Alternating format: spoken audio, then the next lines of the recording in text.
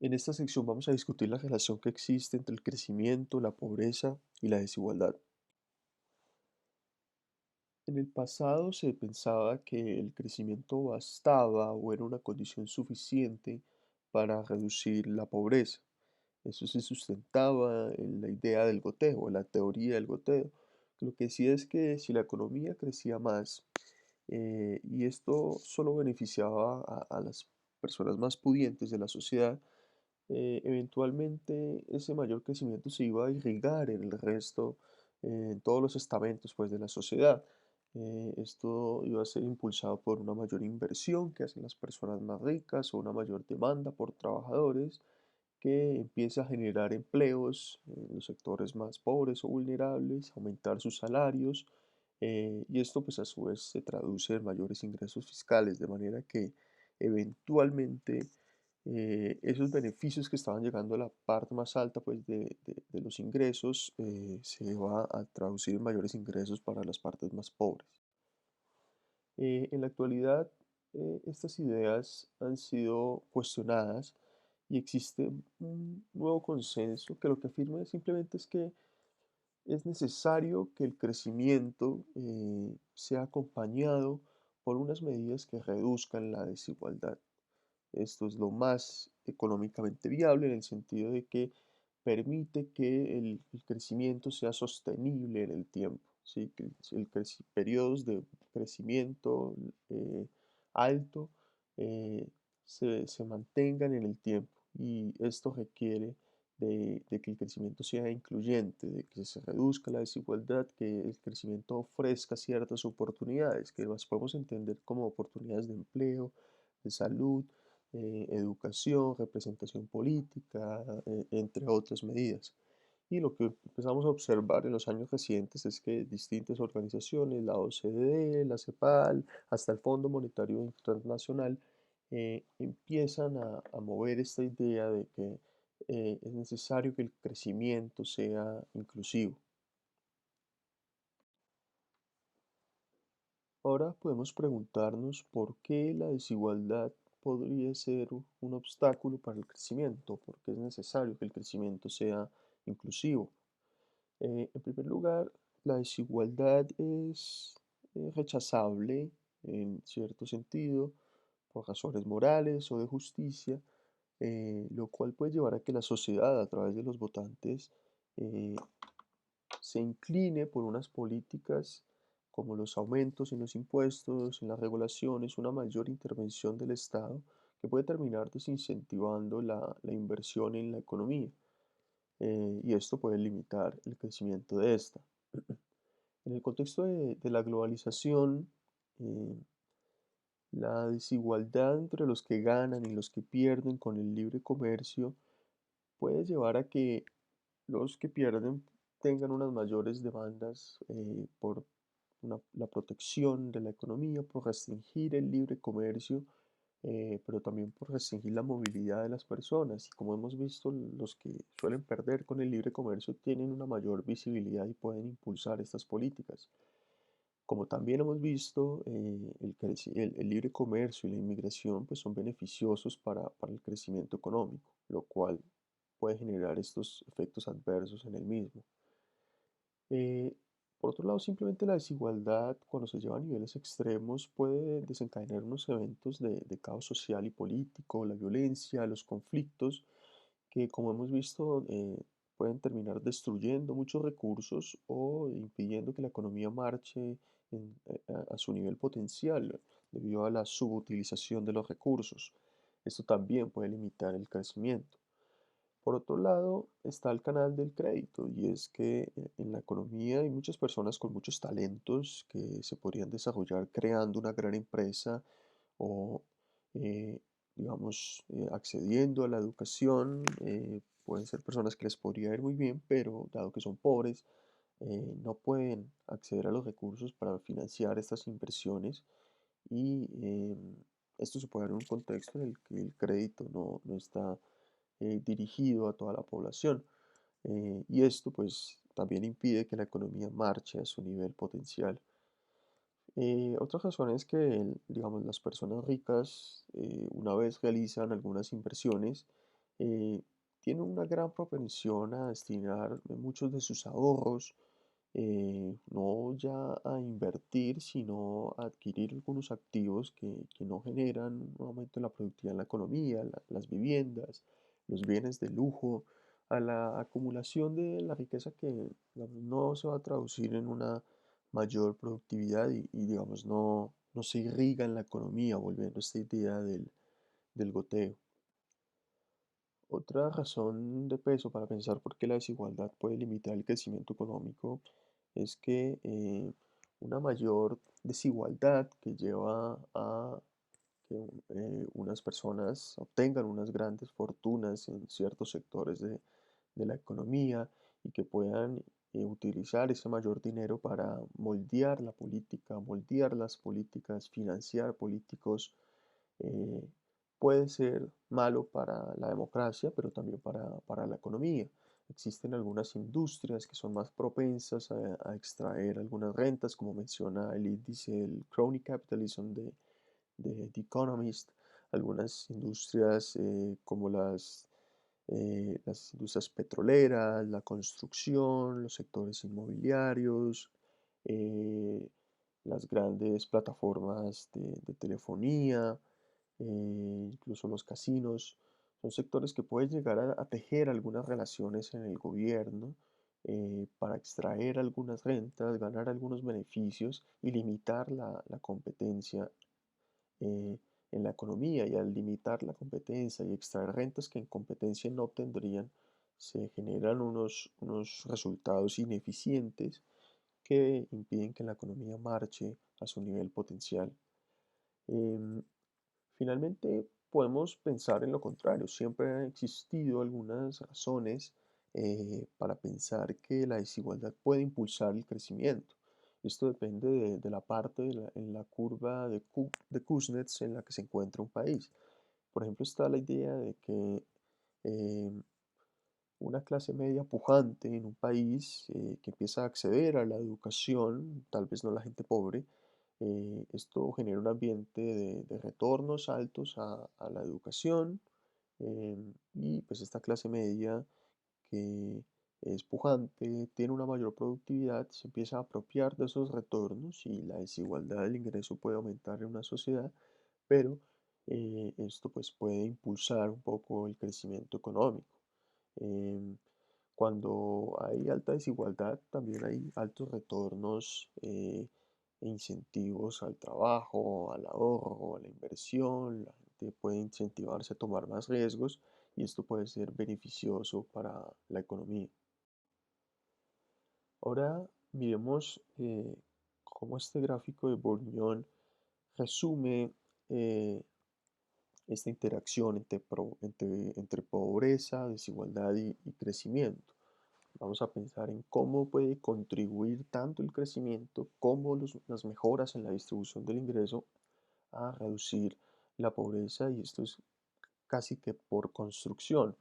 Aquí tenemos la distribución de ingresos como la que hemos visto en las clases pasadas. Tenemos la distribución, una distribución inicial de ingresos en una escala logarítmica y tenemos una línea de pobreza en el nivel de 1.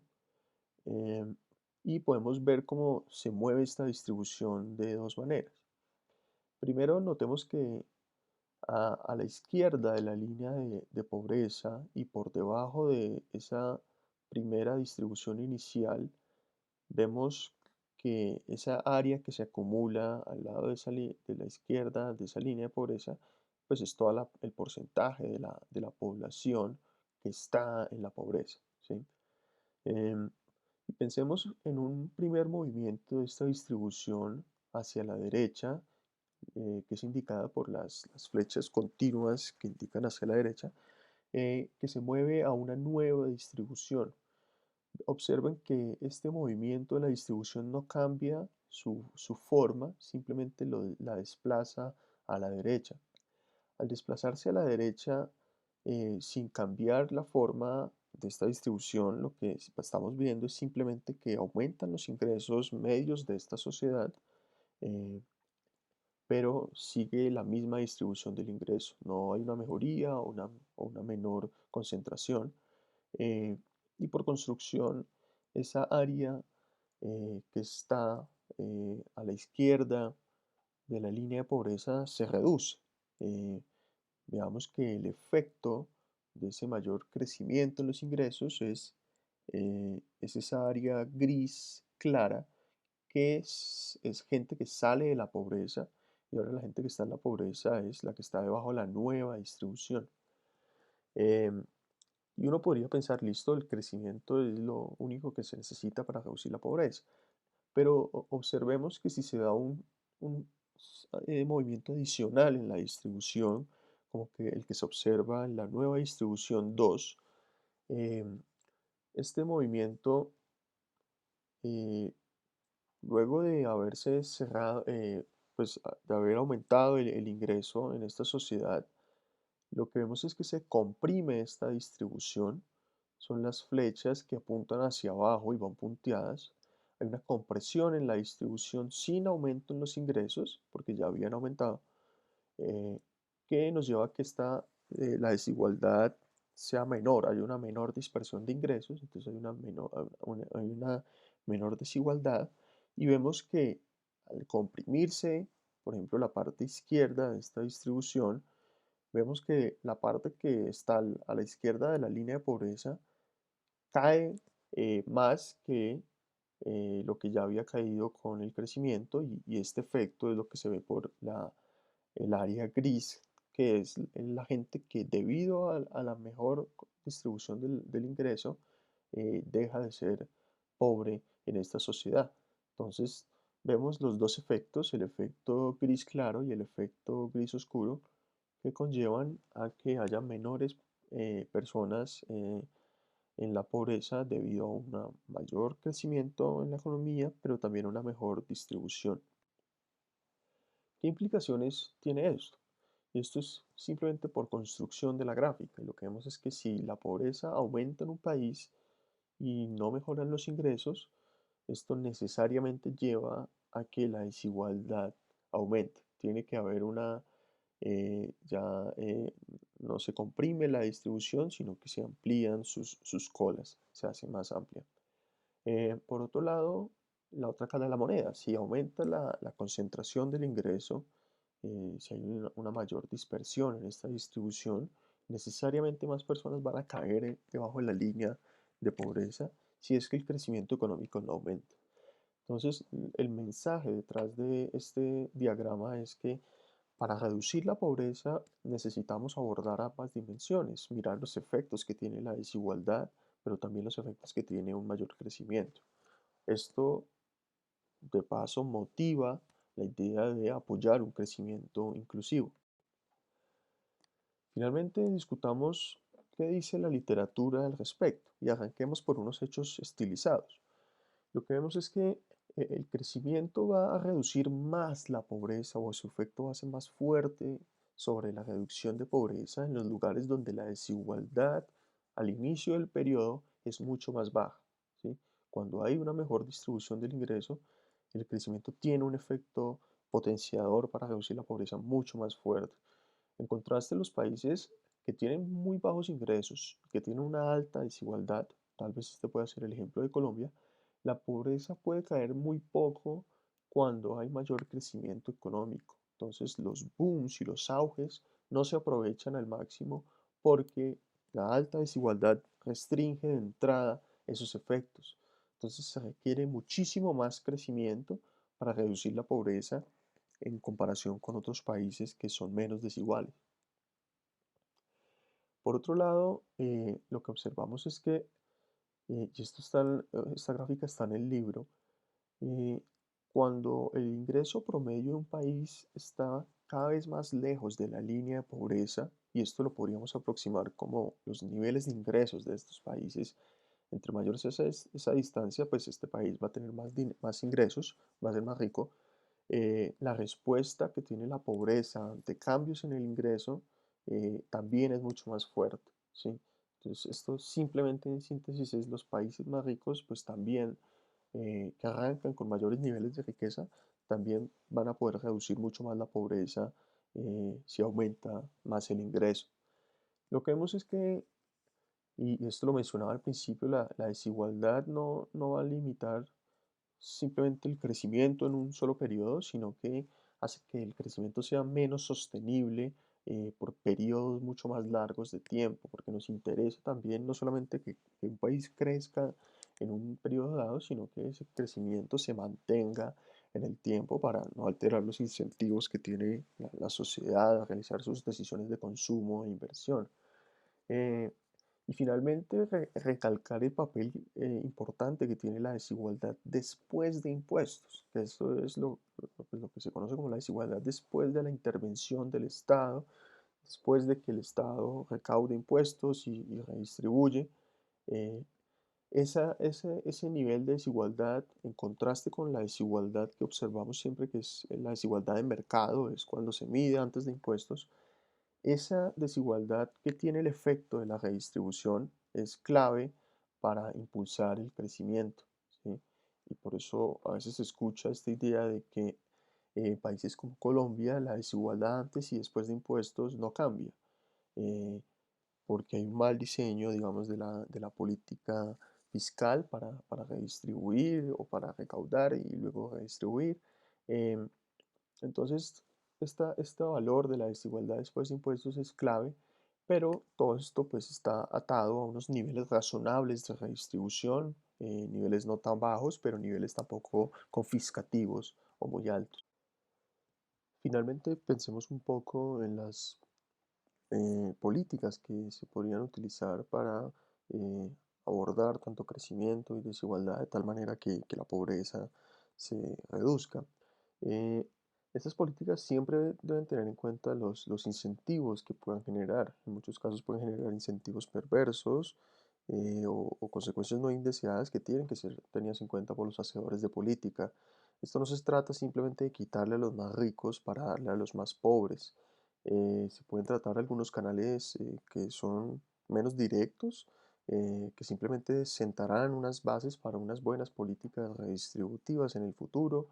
Esto es una inflación baja y estable, una buena política monetaria, que no se coma el poder adquisitivo de las personas más pobres, que precisamente no se pueden refugiar en unos activos eh, más ilíquidos. Eh, pero por otro lado, una política fiscal prudente, que no sea confiscativa, una política fiscal progresiva que le cobre a los más ricos mucho más. Eh, Esto puede sentar las bases, como les decía, para luego hacer una buena redistribución, encontrar unas políticas más directas. Sin embargo, el mensaje es que no es fácil encontrar estas políticas, unas políticas directas que impulsen tanto el crecimiento, que fomenten una mejor distribución del ingreso, que beneficie a los más pobres.